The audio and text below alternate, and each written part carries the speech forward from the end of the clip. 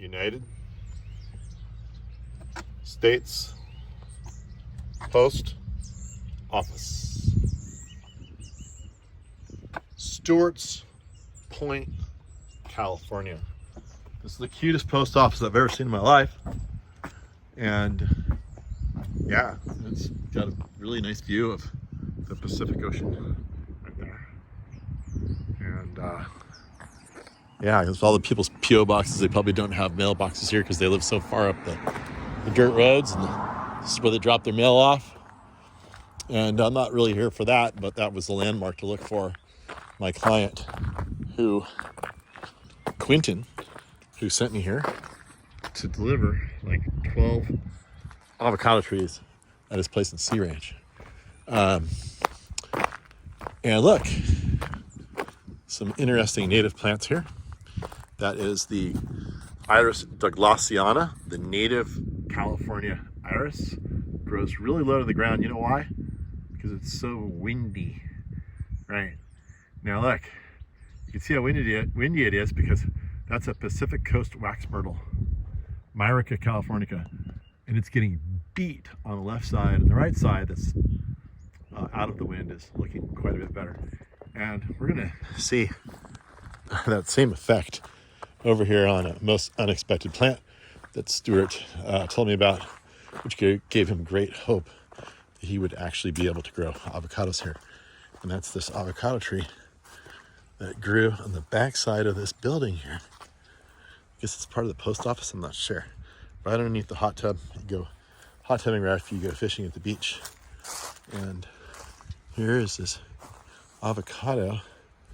And it looks like the initial small tree was protected by this building, but this is a really good example of avocados and wind.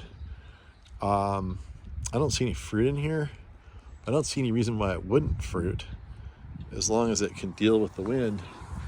And any kind of protection you can give a plant like this from the wind, the better.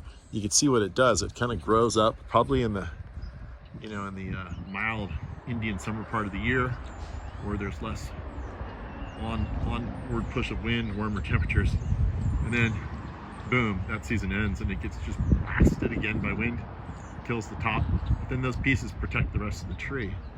So you can see this tree, this is like your typical windswept look, where like these few branches are protecting that one. They can grow a little taller, which are protecting those, and so on and so forth all the way up. And of course the very back of the tree should look, pretty good condition, which it kind of is. And this tree is really interesting because it grows in a really narrow shape. So, but Quentin did want me to stop and look at this tree. Again, no fruit, not a single sign of fruit. But I told him that it might be pretty windy up here, and he's like, I'm gonna try them anyway. So we'll see. Hopefully he'll give me some good reports down through the years and get a bunch of avocados and get chubby like me from eating so many avocados.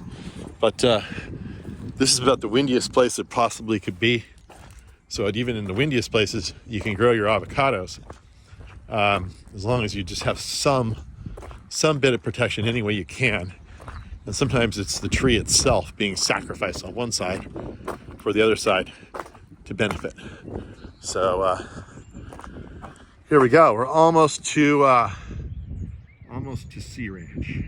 It looks like a sea ranch, doesn't it? Look, it's so windy up here. Even eucalyptus grows sideways. A notorious wind-tolerant plant.